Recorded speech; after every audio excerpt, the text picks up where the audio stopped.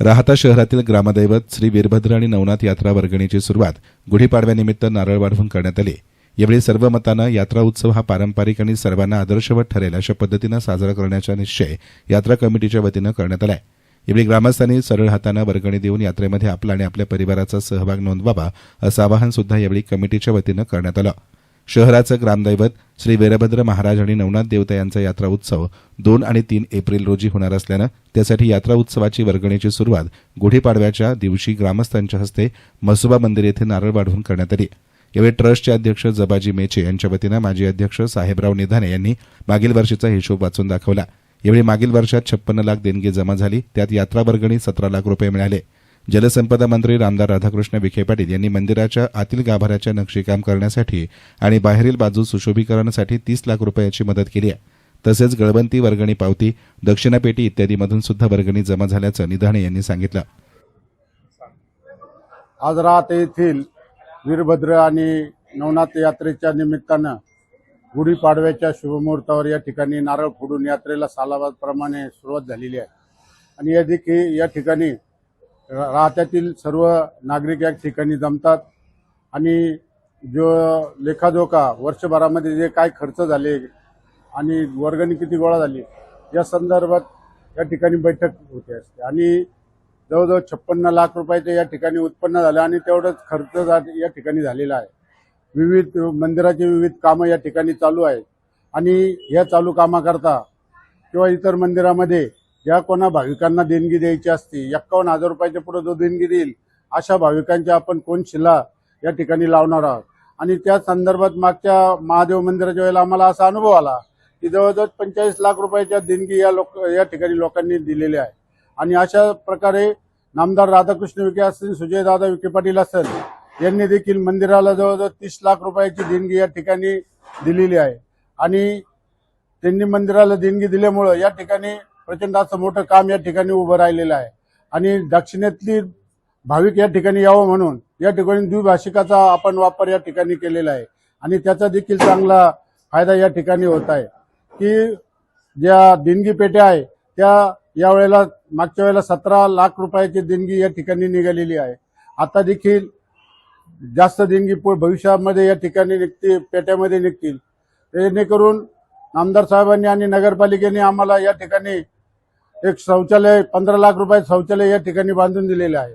अशा स्वरूपाची कामं या ठिकाणी झाल्यामुळे त्याचप्रमाणे नवनाथ मंदिरामध्ये हॉल, त्याचप्रमाणे खंडोबा मंदिराचं जीर्णोद्धार या ठिकाणी आपण हाती घेतलेला आहे आणि त्याचप्रमाणे बनबिरोबाच्या मंदिरामध्ये त्या ठिकाणी देखील मोठा हॉल या ठिकाणी सभागृह या ठिकाणी बांधण्याचं ठरवलेलं आहे। अशा पद्धतीचे कामं या ठिकाणी चालू आहे। सुमारे 7 ते 8 कोटी रुपयाची कामं भविष्यामध्ये प्रस्तावित केलेली आहेत। नवनाथ मंदिराची कमान आपण लोकवर्गणीतून या ठिकाणी बांधण्यास घेत आहोत। अशा स्वरूपाची कामं या ठिकाणी चालू आहेत।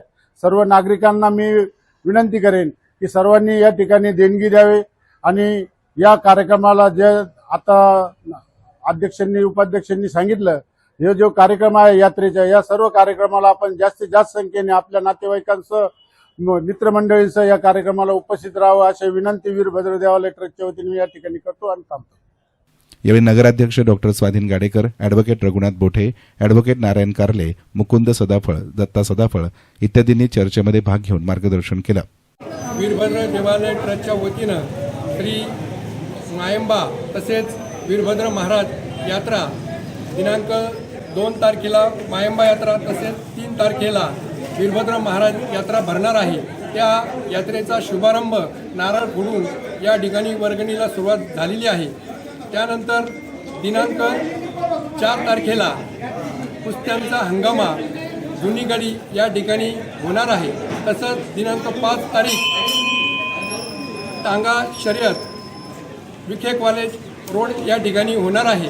तसंच दिनांक 7 तारखेला लावण्य सम्राज्ञी सुवर्णा काळे यांचा लावणीचा कार्यक्रम होणार आहे। तसेच 11 तारखेला इंदोरगिरी महाराज यांचा यात्रेचा सांगतेनिमित्त कीर्तनाचा कार्यक्रम होणार आहे। तसेच सर्व भाविकांनी या यात्रेचा अवश्य लाभ घ्यावा अशी मी सर्वांना विनंती करतो। आता यापुढे मी आपल्याला दिनांक 1/4/2025 ते 18 मार्च म्हणजे कालपर्यंत आपला वीरभद्र ट्रस्टचा हिशोब सर्व वाचून दाखवणार आहे. तो तुम्ही शांतपणे ऐकून घ्या. दक्षिणा पेठा सर्व आपले 14 मंदिर आहे. 14 मंदिरांच्या दक्षिणा पेठ आहे. तर दक्षिणा पेठेमध्ये आपल्याला 17,92,799 रुपये मिळालेले. जळवंती रथापासून 3,15,950 रुपये मिळाले. गाळे भाडे 33 गाळे आहेत आपले. 33 गाड्यांचं भाडे मिळालेलं आहे आपल्याला 9,34,700. बैलगाडा शर्यतीसाठी मागच्या वर्षीची यात्रा झाली 7,711 रुपये आपल्याला देणगी मिळालेली. बँकेचे व्याज मिळाले 1,06,643 रुपये. भंगार विक्री झाले 1,856 रुपये.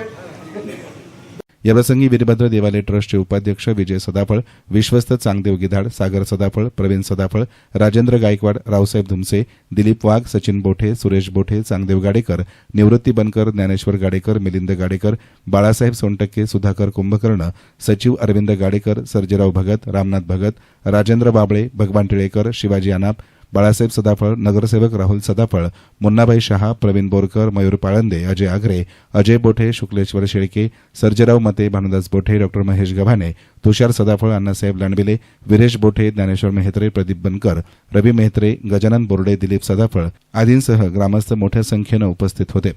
ईस्टर्न मीडियासाठी प्रतिनिधी संदीप वाभळ, राहता.